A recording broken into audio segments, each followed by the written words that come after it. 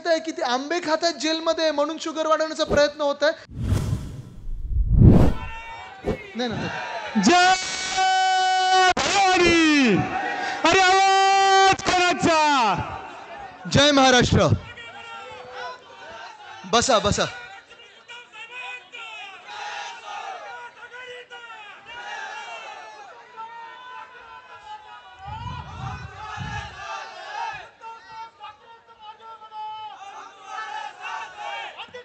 चार जून साठी थोडा उत्साह राखून ठेवा. 4 जूनच्या विजय मिरवणुकीसाठी उत्साह थोडा राखून ठेवा. आज हे जे काही चित्र दिसत आहे, सकाळी जेव्हा मी इथून पुढे चाललेलो तहसील कार्यालयात वाघचौरे साहेबांचा फॉर्म भरायला, तेव्हा मी थोडं इथे डोकावून पाहिलं आणि थोड्या पुढच्या खुर्च्या भरलेल्या होत्या.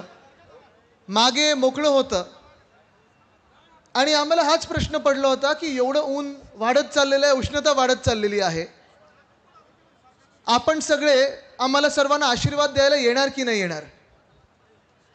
जवळपास 1-1.5 तास झालेला आहे. आम्ही सगळे मंचावर आहोत, वरतून आम्ही पाहत आहोत. समोर तर भरलंय, आजूबाजूला भरलंय, मार्केटमध्ये भरलेलं आहे, मागे पण मला वाटतं लोक आहेत आणि तिथे एक सुद्धा खुर्ची मोकळी दिसत नाही. मला वाटतं हे तुमचं प्रेम आहे आणि हेच प्रेम वाघचौरे साहेब आपल्याला पुन्हा एकदा खासदार बनवणार आहे. हे चित्र, हे बोलकं चित्र आहे.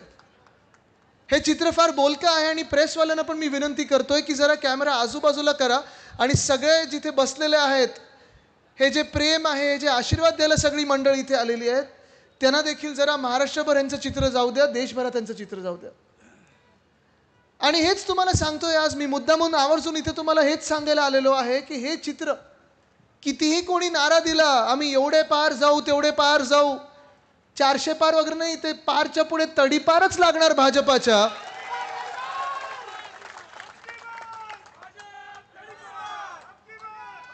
कारण देशभरात हेच वातावरण सगळीकडे दिसत आहे. सगळीकडे प्रत्येक राज्यात तुम्ही जा.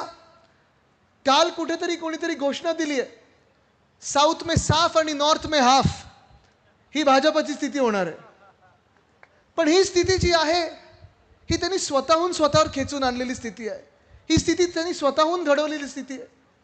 आपण जर पाहिलं असेल तर 2014 पासून 2024 पर्यंत आत्तापर्यंत आपण सगळ्यांनी त्यांच्यावर विश्वास ठेवला आणि डोळे झाकून आपण त्यांना मतदान केलं होतं. डोळे बंद करून मतदान केलं होतं. त्यांच्यासाठी प्रचार आपण पण केला होता. शिवसेना म्हणून आपण देखील त्यांच्या सोबत होतो, 2014ला होतो आणि पुन्हा एकदा विश्वास त्यांच्यावर ठेवून आपण 2019ला लोकसभेत त्यांच्या सोबत होतो. पण जे आपण पाहिलं, जवळून पाहिलं, त्याच्या आधी 25 वर्षाची जी भाजपा होती ती वेगळी आणि 2014 पासूनची जी भाजपा आहे ती वेगळी. आणि त्या भाजपा सोबत जवळून पाहिल्यानंतर आपल्याला एकच कळलं की ज्यांनी दिली त्यांची साथ, त्यांचाच केला त्यांनी घात, ही त्यांची भूमिका सदैव राहिलेली आहे. आणि हे मी देशाबद्दल पण सांगू शकतो. जे देशात चित्र बदलत चाललंय तुम्हाला सांगतो मी, एवढ्यासाठी सांगायला आलोय कारण हे जे काही नारे होतात ना, 400 पार आणि एवढे पार आणि तेवढे पार, कदाचित तुम्हाला वाटेल की अरे मला तर हे सरकार नकोय, भाजपचं सरकार नकोय. पण माझ्या एका मताने काय बदलणार आहे, माझ्या एका आवाजाने काय बदलणार आहे, एकदा मशालीचं बटन दाबून काय बदलणार आहे, हेच तुम्हाला सांगायला आलोय की तुमच्या मतदानाने देशातलं चित्र बदलणार आहे.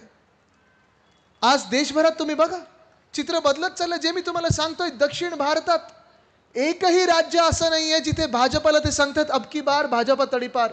प्रत्येक राज्यात, कर्नाटका बघा तुम्ही, तेलंगणा बघा तुम्ही, आंध्र प्रदेश बघा, केरळ बघा, तमिळनाडू बघा, एक सुद्धा असं राज्य नाही आहे जिथे सांगतात आता आम्हाला भाजप नको, झाले तेवढे अत्याचार बस झाले, आता आम्ही अत्याचार सहन करू शकत नाही, आता आम्ही भाजपाला मतदान करणार नाही.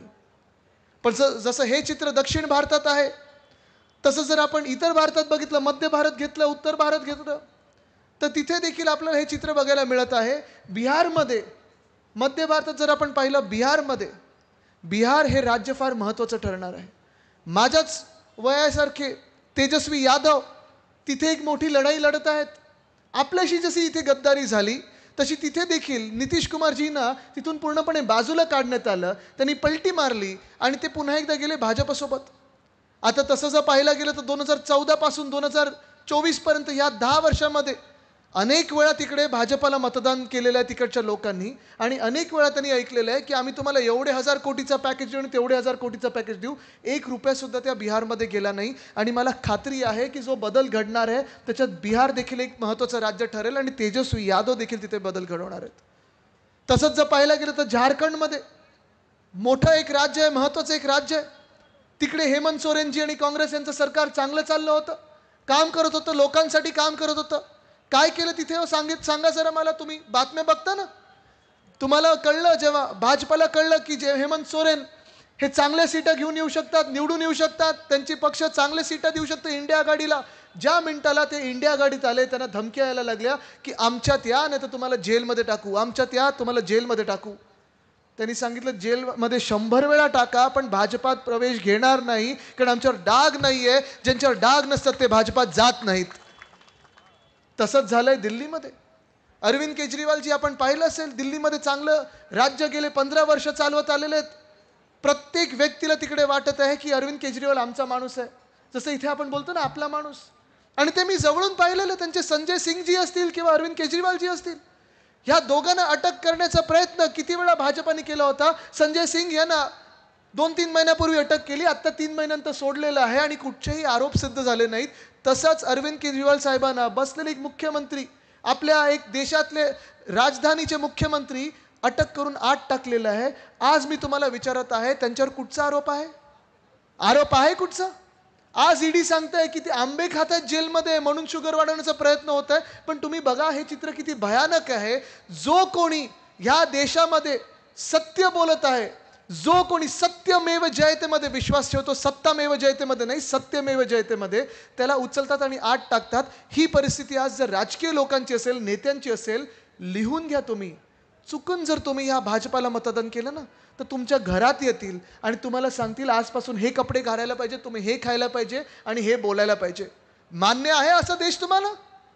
मान्य आहे असा देश तुम्हाला? हा कुठच्या राज्यात चालतं असं ही हुकुमशाही? गेल्या 10 वर्षात आपण पाहतो जे हुकुमशाहीचं राज्य जे वाढत चाललेलं आहे. तुमच्या फोनमध्ये पेगासस येतं, तुमच्या बातम्यांमध्ये त्यांचे सगळे जे काही ॲडव्हर्टाईज होर्डिंग बॅनर ते येत आहेत, आपल्या जीवनामध्ये येत आहेत. आणि आज धक्कादायक गोष्ट ही आहे की भाजपा जो प्रचार करत आहे, 10 वर्ष स्वतःची एक बहुमताची सत्ता झाल्यानंतर, हुकुमशाहीची सत्ता गाजवल्यानंतर ते असा प्रचार करत आहे की विरोधी पक्षवाले काय खातात? मटन, मांस, मच्छी खातात. गडाख साहेब 10 वर्षानंतर जर भाजपचे नेते, तुम्ही विचार करा, असा प्रचार करायला लागले म्हणजे 10 वर्षात तुम्ही स्वतःहून काहीच केलं नाही. 10 वर्ष स्वतःची सत्ता गाजवल्यानंतर काही कुठे काही चुकलं, पाऊस जास्ती पडला, नेहरूजीने कर दिया. थंडी जास्ती आली किंवा उष्णता वाढली, इंदिराजीने ऐसे किया था. अरे मग स्वतः काय केलं 10 वर्ष तुम्ही? बहुमताचं सरकार जेव्हा चालवत होतात, पूर्णपणे शासन तुमचं होतं, केंद्रापासून गल्लीपासून दिल्लीपर्यंत तुमचं सगळे ऐकत होते. आम्ही देखील तुमच्यावर विश्वास ठेवला होता. 10 वर्षामध्ये जे जे तुम्ही सांगितलं होतं, केलं होतं, जी वचनं दिली होती, त्याच्याबद्दल आज कोण बोलणार? कोण विचारणार? आज 10 वर्षानंतर जेव्हा तुम्ही सरकार गाजवल्यानंतर, सरकार चालवल्यानंतर तुम्ही सांगायला पाहिजे होतं जी नोटाबंदी 2016 मध्ये तुम्ही केली त्याचा फायदा आमचा शेतकरी बांधवांना कसा झाला? झालाय कोणाला फायदा? काळा पैसा संपणार होता, अतिरेकी संपणार होते, नष्ट होणार होते. देशात सगळ्यांच्या खात्यात 15-15 लाख रुपये येणार होते. आलेत कोणाच्या खात्यात 15 लाख रुपये? आलेत कोणाच्या हातात? नाही आलेत. पण 2014 मध्ये ज्याला जुमला बोलतात, आता 2024 मध्ये त्याला गॅरंटी बोलतात. फरक एवढाच आहे, जुमल्याचं नाव गॅरंटी केलेलं आहे. पण आज 10 वर्षानंतर आरोप हे लागतात आणि आरोप हे करतात भाजपावाले की विरोधी पक्ष मटन, मांस, मच्छीबद्दल सांगतात, अमुक कपडे घालतात आणि टमुक ठिकाणी बोलतात. पण अजूनही हिंमत होत नाही की जीएसटीचा कायदा जेव्हा त्यांनी आणला तो योग्य आहे की अयोग्य आणि त्याच्यात काय सुधार करायला पाहिजे ह्याच्यावर बोलण्याची हिंमत होत नाही.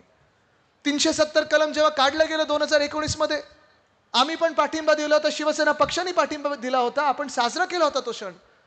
पण त्याच वेळी लडाखला देखील युनियन टेरिटरी म्हणून केलं होतं, युनियन टेरिटरी घोषित केलं होतं, केंद्रशासित राज्य.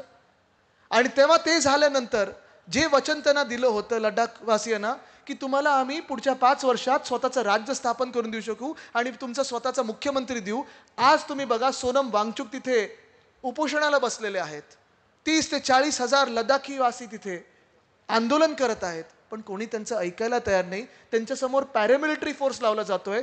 ज्या लडाखमध्ये चीन घुसत आहे, चीनला पळवण्यासाठी जो फोर्स लावला पाहिजे तो आपल्याच भारतवासियांच्या विरोधात लावला जातोय. हे असं देश मान्य आहे तुम्हाला? असं सरकार मान्य आहे तुम्हाला? आणि हे सगळं होत असताना तुम्ही आत्ताचा जर अर्थसंकल्प बघितला असेल, मार्चमध्ये जो केंद्र सरकारचा जो निवडणुकीपूर्वीचा जानेवारीमध्ये येणारा अर्थसंकल्प होता, त्याच्यात केंद्रीय मंत्री जे अर्थमंत्री आहेत निर्मला सीतारामन ताई, त्यांनी सांगितलेलं आहे की आता आम्हाला नुसतं 4 जाती दिसतात. बघा तुम्ही लक्षात घ्या कुठचे हे बोलतात. 10 वर्ष सरकार केल्यानंतर, 10 वर्ष गॅस डिझेल पेट्रोल ह्याची किंमत वाढवल्यानंतर, हे सगळं केल्यानंतर आता हे सांगतायत की आम्हाला 4च जाती दिसतात. कुठच्या 4 जाती माहिती आहेत का? त्यांनी सांगितलंय शेतकरी, महिला, युवा आणि गरीब. आज तुम्ही मला सांगा, ह्या 4 जातींमधून जे हे जाती सांगतात, जे 4 वर्ग सांगतात, ह्या 4 वर्गांमधून कोणी खुश आहे? इथे आहे खुश? कोणी संतुष्ट आहे? नाहीये. देशभरात जर तुम्ही पाहाल, तुम्हाला जर वाटत असेल की ह्याच जिल्ह्यातले शेतकरी नाराज आहेत, त्रस्त आहेत, हैराण आहेत, असं नाहीये. महाराष्ट्रात मी प्रत्येक जिल्ह्यात जात आहे, कानोकोपऱ्यात गेलोय, प्रत्येक बांधावर गेलेलो आहे आणि तिथे मी प्रत्येकाला विचारतो, प्रत्येक शेतकरी बांधवाला विचारतो, तुम्ही खुश आहात का हो? सगळे सांगतात नाही. आणि हेच चित्र मला देशभर दिसत आहे. आज जर आपण पाहिलं असेल, गेल्या 2 महिन्यामधल्याच बातम्या आहेत. दिल्लीमध्ये जो मोर्चा निघाला होता, शेतकरी बांधव आपले उत्तर प्रदेशमधले होते, हरियाणातले होते, पंजाबमधले होते, चंदीगडमधले होते, दिल्लीकडे मोर्चा घेऊन निघाले होते. आणि मोर्चा एवढ्यासाठीच त्यांनी काढला होता की 2 वर्षापूर्वी प्रधानमंत्री साहेब, जी तुम्ही आम्हाला वचनं दिली होती, तुम्हीच टीव्हीवरून सांगितलं होतं की आम्ही तुम्हाला हे देऊ आणि ते देऊ, असं करू आणि तसं करू, सगळी वचनं त्याचं झालं काय? त्याची आठवण करून द्यायला जेव्हा निघाले होते सगळे शेतकरी बांधव, तेव्हा काय झालं माहिती आहे का? वाचलं का तुम्ही? लाठीचार्ज झाला. कोणावर झाला? तर शेतकऱ्यांवर झाला. फायरिंग झालं. ते कोणावर झालं माहिती आहे का तुम्हाला? शेतकऱ्यांवर झालं. चायनावर नाही झालं, पाकिस्तानवर नाही झालं. हे नुसतं इंटरव्ह्यू मध्ये बोलतात की आम्ही घुसून मारू आणि असं करू. हे मारतात, लाठीचार्ज करतात, ते आपल्याच भारतवासियांवर करतात. इथे ड्रोन मगाशी फिरत होता. कुठे तो ड्रोन आहे का? ड्रोन कोणाकडे? ड्रोन जरा वरती करा. चालवता येईल का ड्रोन? दाखव जरा, मला सगळ्यांना दाखवायचं की काय चाललंय दिल्लीमध्ये. ठीक आहे, 2 मिनिटं त्यांचा ड्रोन वरती पण मी पुढे बोलतो.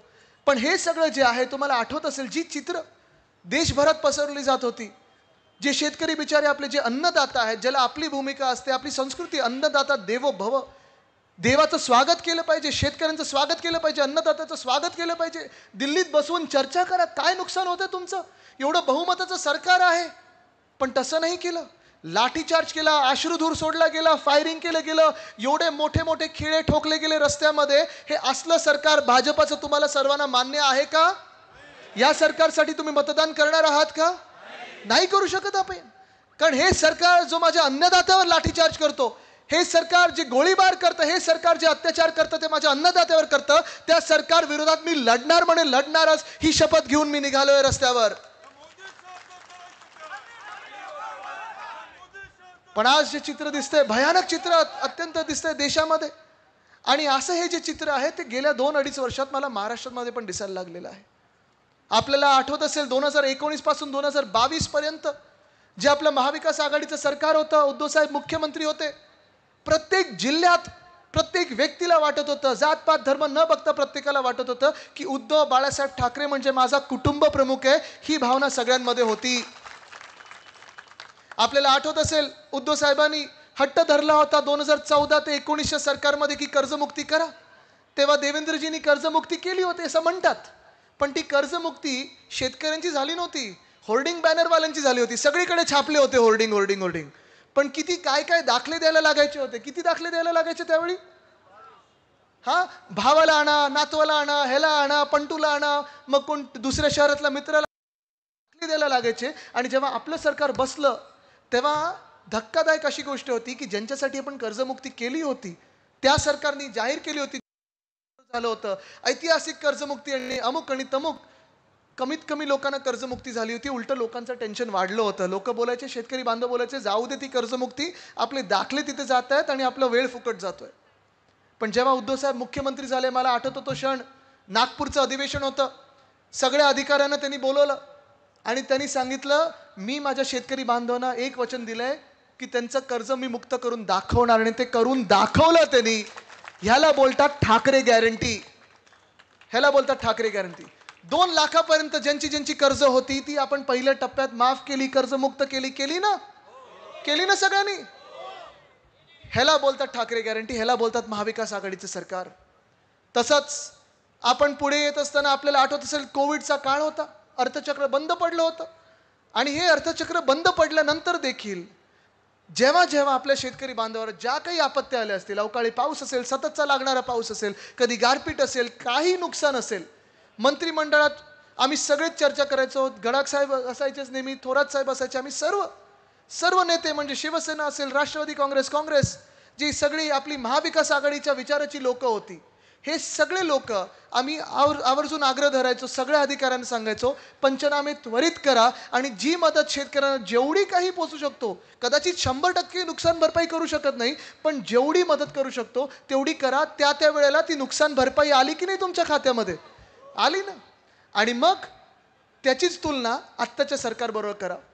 या गेल्या 2-2.5 वर्षामध्ये अवकाळी सरकार जे आपल्या डोक्यावर बसवलेलं आहे भाजपानी, मिंदे सरकार बसवलेलं आहे.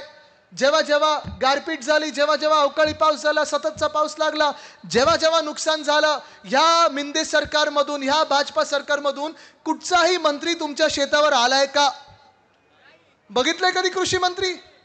गेल्या 2.5 वर्षामध्ये कृषी मंत्र्याचं नाव कधी आपण ऐकलंय का? पाहिले कृषी मंत्री कुठे होते? नाही पाहिलं. कारण त्यांचं कामं वेगळीच चालायची, ती आपल्या शेतकऱ्यांची कामं नसायचीच. आणि म्हणून आज मी तुम्हाला सांगतोय, आज शेतकरी बांधव म्हणून तुम्हाला विचारतोय, इथे शेतकरी बांधव किती आले जरा हात वरती करून दाखवा. सगळे शेतकरी आहेत ना? मग तुम्ही मला सांगा, तुम्ही कोणाच्या बाजूला उभे राहणार? ज्यांनी तुम्हाला मदत केली तुम्ही तुमच्यात राहणारे उद्धव साहेबांच्या बाजूने तुम्ही उभे राहणार की ह्या मिंदे सरकार आणि भाजप सरकार बरोबर उभे राहणार? आज मी तुम्हाला विचारतोय, मी तरुण 33 वर्षाचा मुलगा आहे, मी तुम्हाला आज विचारतोय की माझ्या वयाची जी तुमची मुलं असतील, पुढची पिढी असेल, तुम्हाला तरी वाटतं का त्यांनी शेतीत यावं, शेती करावी असं वाटतं का तुम्हाला? उद्धव साहेब असतं तर तुम्ही केलं असतं, पण आता वाटतं का तुम्हाला? का नाही वाटत आहे? नाही, बोला, मला ऐकून येतंय. काय झालंय? सोयाबीनला भाव नाही, कांद्याला बाजार नाही, कांदा निर्यात बंदी, दुधाचा विषय, पैसा नाहीये, बियाण्याचं काय महाग झालेत, खताचं काय? मग तुम्ही मला सांगा, ह्या अत्याचार करणाऱ्या सरकारला तुम्ही मतदान करणार का? ह्या लाठीचार्ज करणाऱ्या भाजपाला तुम्ही मतदान करणार का? हा जो ड्रोन फिरतोय ना, तुम्हाला एक उदाहरण देतो. आता ड्रोन मी जसं सांगतो तसं न्या, थोडं खालती आणा, ड्रोन जास्ती खालती नाही, आणि लोकांमध्ये न्या. अरे माझा व्हिडिओ नका करू, लोकांचे करा, तिथे द्या. आता थोडं लोकांमध्ये न्या ना, तिथे जनतेत न्या. आता मला सांगा, ह्या ड्रोनची भीती तुम्हाला वाटते का? नाही ना, बिंदास होतो आपण. का? तर आपल्याला माहिती आहे कॅमेरा आहे. आता तुम्ही विचार करा, केंद्र सरकारने, भाजपानी असाच ड्रोन शेतकऱ्यांवर नेला, त्यांना वाटलं कॅमेरा येतोय, त्याच्यात काय होतं माहिती आहे का? अश्रुधूर. ह्या अशा भाजपाला तुम्ही मतदान करणार आहात का? नाही ना. आपलं ठरलं ना, मग उद्धव साहेबांच्या बाजूने उभं राहायचं, महाविकास आघाडी सोबत राहायचं. कारण आपण तर सांगतोय MSP लागू करा. स्वामीनाथन आयोग, एका बाजूला स्वामीनाथन साहेबांना भारतरत्न दिलं, दुसऱ्या बाजूला त्याच शेतकऱ्यांना तुम्ही लाठीचार्ज करता. ही कुठची भाजप आहे? ठीक आहे, तर ड्रोन थोडा बाजूला न्या. दुसरा जो वर्ग आहे, युवा वर्ग आहे, जे निर्मला सीतारामन ताईंनी सांगितलं की आम्ही युवा वर्गाकडे लक्ष देणार आहे. आज मी तुम्हाला सांगतो. बोला दादा, काय बोलायचं? बोला.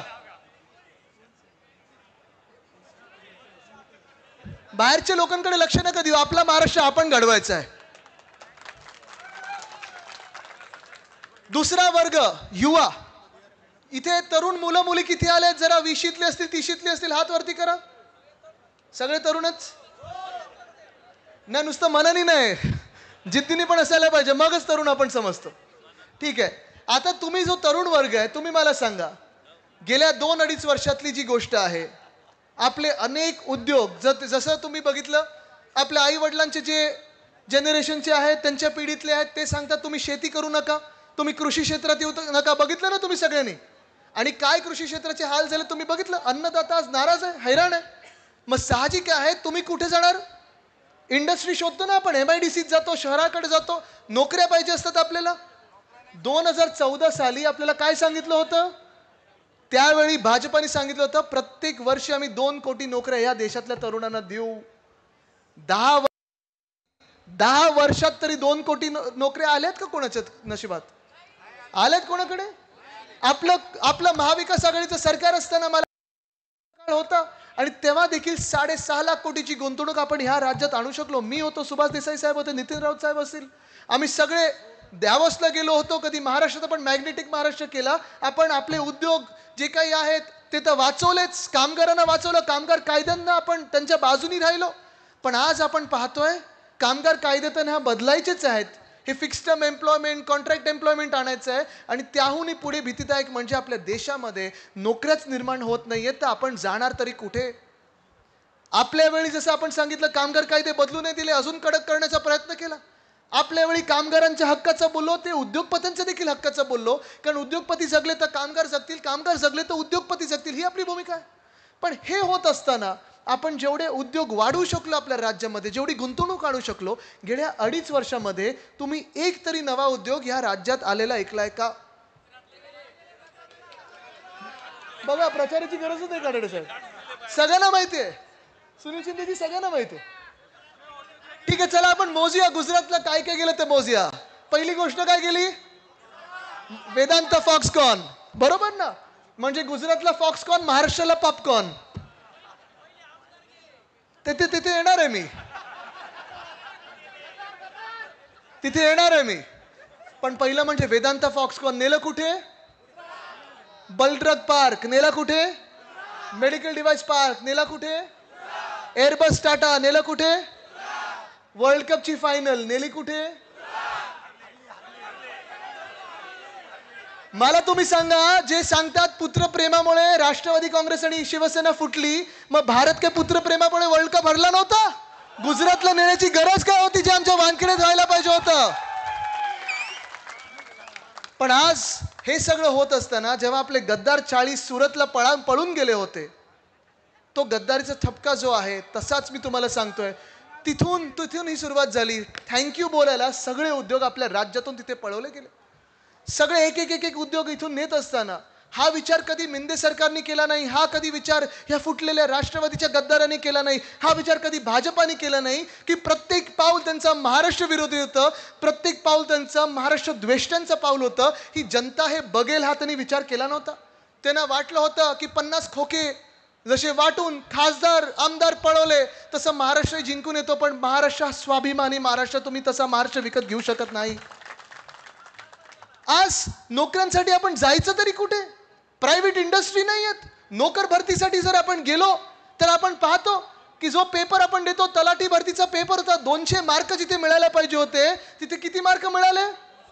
214 मार्क मिळाले. म्हणजे ईव्हीएमनी आणि वोटिंग सारखं त्यांनी केलं, काय पेपर ईव्हीएमने दिल्यासारखं केलं. पण महत्त्वाची गोष्ट तुम्ही लक्षात ठेवा, आज नोकर भरतीमध्ये संधी नाही.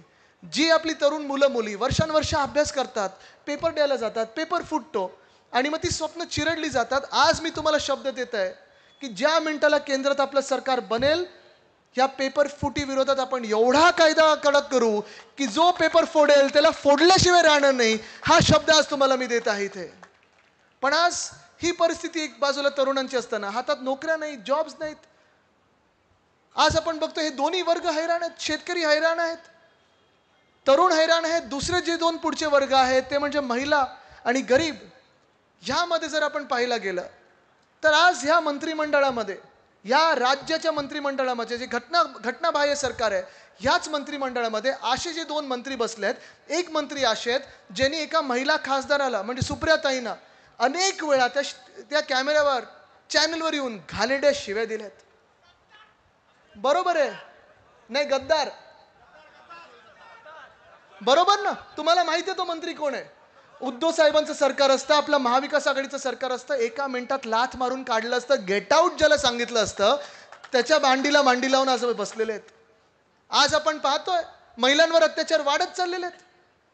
एका बाजूला गुंड लोक मंत्रालयात जाऊन रील बनवत आहेत. दुसऱ्या बाजूला आपण पाहतो एक मंत्री असे बसलेत त्या मंत्रिमंडळात जिथे त्यांच्यावर घाणेरडे आरोप झाले. अनेक महिलांनी त्यांच्यावर घाणेरडे आरोप लावले. उद्धव साहेबांनी ज्यांची हकालपट्टी करून टाकलेली त्यांना पुन्हा मिंदेनी यांना बाजूला बसवलेलं आहे. आज मी महिलांना विचारत आहे, हे असे मंत्री तुम्हाला मान्य आहेत का? हे असली लोक जेव्हा मंत्रिमंडळात बसतात तेव्हा तुम्हाला वाटतं का तुम्ही सुरक्षित आहात? आज 50% जे बिल आणलेलं होतं, जे भाजपाने आणलं, सांगितलं आम्ही आता महिलांना 50% आरक्षण देऊ पार्लमेंटमध्ये, कधी देणार माहितीये का? 2034च्या आधी तुम्हाला कधी आरक्षण मिळणार नाहीये.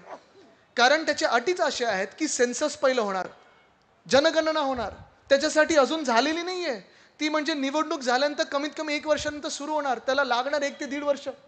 ते झाल्यानंतर डिलिमिटेशनचं पूर्ण एक एक्सरसाइज होणार, त्याच्यात महाराष्ट्राच्या सीट कमी होणार, काही त्यांच्या आवडत्या राज्यांच्या वाढणार.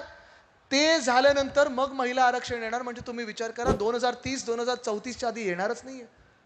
आणि हे सगळं होत असताना महिलांचा आवाज आपण पाहतोय असुरक्षित होत असताना मी आज तुम्हाला विचारतोय, भाजपा असा एक पक्ष आहे, भाजपाकडून जे गुजरातमध्ये कृत्य घडलं, बिल्किस बानो ह्या नावाच्या एका बाईवर काही वर्षांपूर्वी अत्याचार झाला होता, रेप झाला होता.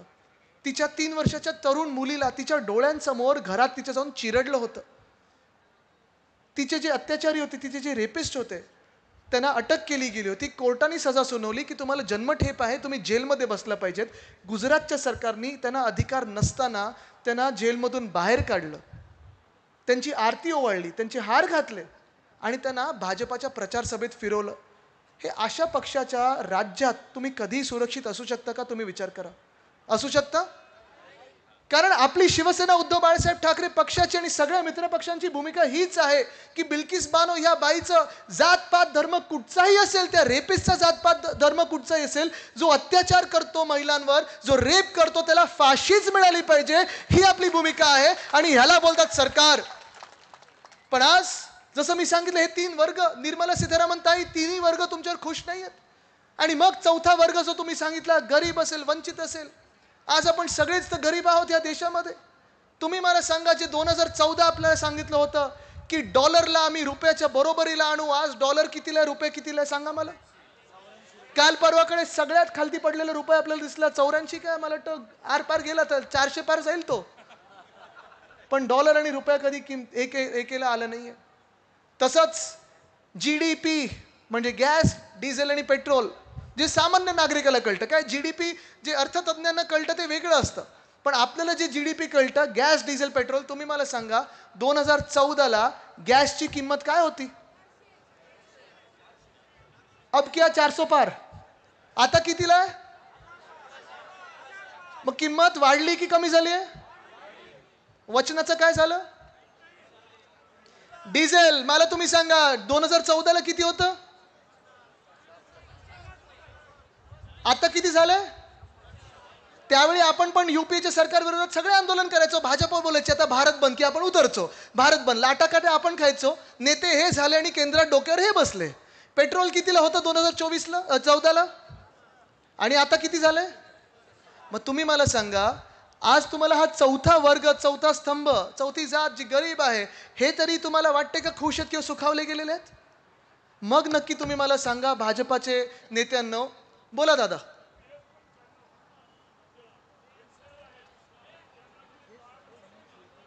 हो, ओल्ड पेन्शन मी येतो त्याच्यावर साहेब, मी बोलणार त्याच्यावर, सांगणार मी ते. पण आज तुम्हाला सांगतो मी की त्यावेळी आपण जे बोलायचो, त्यावेळी आंदोलन करायचो, गॅस, डिझेल, पेट्रोल अर्धा रुपये वाढला, 1 रुपये वाढला की आपण सगळे शिवसैनिक एकत्र रस्त्यावर यायचो, लाठीकाठी खायचो, जेलमध्ये जायचो. ह्याच भाजपासाठी ज्याला आपण डोक्यावर बसवलं, आणि ह्याच भाजपानी आता देशाला जो धोका दिलेला आहे, महागाई कमी झाली नाहीये, महिलांवर अत्याचार वाढत चाललेले आहेत, शेतकऱ्यांवर अत्याचार वाढत चाललेले आहेत, तरुणांना आज नोकऱ्या मिळत नाहीयेत. मग नक्की आपण आंदोलनं केली कशासाठी? आज भाजपा जेव्हा 10 वर्षानंतर पुन्हा एकदा विचारते की काँग्रेसने क्या किया इतने सालों में, तुम्ही 65 वर्ष जेव्हा झाली तेव्हा विचारू शकत होतात की काँग्रेसने काय केलं. पण 75 वर्षानंतर पण तुम्ही सांगताय नेहरूंनी काय केलं आणि इंदिराबाईंनी काय केलं आणि काँग्रेसनी काय केलं. मग ही मधली 10 वर्ष होती कोणाची, हे तर बघायला तयार आहेत. आणि आज हा प्रश्न आपण विचारला पाहिजे की जसे हे 4 वर्ग महत्त्वाचे जे आपण बोलतो, शेतकरी असतील, युवा असतील, महिला असतील, गरीब असतील, हे हैराण आहेत, हे त्रस्त आहेत, तशी मोठी आंदोलनं आपले अंगणवाडी सेविका करत आहेत, आशा वर्कर करत आहेत, ओल्ड पेन्शनवाले करत आहेत. आज मी तुम्हाला शब्द देतोय की ओल्ड पेन्शनवाल्यांना आपण न्याय देणार म्हणजे देणार. हा शब्द मी तुम्हाला आज देतोय, उद्धव साहेबांच्या वतीने देतोय. अंगणवाडी सेविका असतील, आशा वर्कर असतील, ह्यांच्यासाठी त्यांच्या ज्या मागण्या आहेत त्या आपण पूर्ण करणार. पण हेच महत्त्वाचं आहे की आपल्याला सगळं हे जर करून घ्यायचं असेल तर आपल्याला पुन्हा एकदा वाकचौरे साहेबांना दिल्लीत बसवायला लागेल. शिवसेनेचं प्रत्येक उमेदवार, राष्ट्रवादी काँग्रेस, शरदचंद्र पवार पक्षाचं आपल्याला तिथे बसवायला लागेल, काँग्रेस पक्षाचं बसवायला लागेल आणि ह्यासाठी आपल्याला लढायला लागेल. मला माहिती आहे, मी कार्यकर्त्यांना देखील आवाहन करेन की तुम्ही खास करून स्वतःची काळजी घ्या.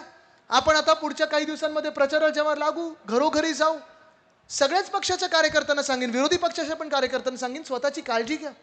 ही निवडणूक आहे, मेक ऑर ब्रेक निवडणूक देशासाठी आहे. कारण हा देश ह्या निवडणुकीत ठरवणार आहे की लोकशाही आपल्या देशात टिकणार की नाही. हा देश ह्या निवडणुकीत हे ठरवणार आहे की डॉक्टर बाबासाहेब आंबेडकरांनी जे आपल्याला संविधान लिहून दिलेलं आहे ते टिकणार, की भाजपाला जे संविधान लिहायचं आहे ते आपण टिकवणार. तुम्ही मला सांगा, तुम्ही कुठच्या बाजूला राहणार आहात? हा देश हे ठरवणार आहे की एका बाजूला आपण पाहता एकदम काळ्या मनाचे महाराष्ट्र द्वेष्टे गद्दार बसलेले आहेत, ज्यांनी सरकारवर कब्जा करून बसलेले आहेत, आणि दुसऱ्या बाजूला आपण प्रामाणिक लोक आहोत. मध्यंतरी मला कोणीतरी विचारलं, वाकचौरे साहेब पण जाऊन आलेले आहेत पण त्यांनी कधी शिवसेनेवर टीका केली नाही आणि महाराष्ट्रद्रोही काम केलं नाही. राजकारणात कोणी कुठे जाऊ शकतं, पण आज ज्या प्रेमाने, ज्या आपुलकीने उद्धव साहेबांकडे त्यांच्या कठीण काळात उद्धव साहेबांच्या बरोबर आलेले आहेत, ह्याला बोलतात निष्ठा, ह्याला बोलतात प्रेम. गडाख साहेब, आपण देखील आमचं कौतुक केलं, माझं कौतुक केलं, पण मी काहीच नाही. तुमच्यासारखे लोकांचे आशीर्वाद, तुमच्यासारखे लोकांचं प्रेम, एक नातं जे वेगळं आपलं बनलेलं आहे, ह्याच नात्यामुळे मी रस्त्यावर येऊ शकलो आणि तुमच्या सर्वांचे आशीर्वाद घेऊ शकलो. हे वेगळं प्रेम आहे, हे प्रेम गरजेचं आणि हेच प्रेम आपल्या सगळ्यांना पुढे न्यायचं आहे. पण हे प्रेम नेत असताना पुढे हे प्रेमाचं जे बंधन आहे ते आता आपल्याला EVM मध्ये उतरवायचं आहे, कारण तरच आपण हा देश वाचू शकू.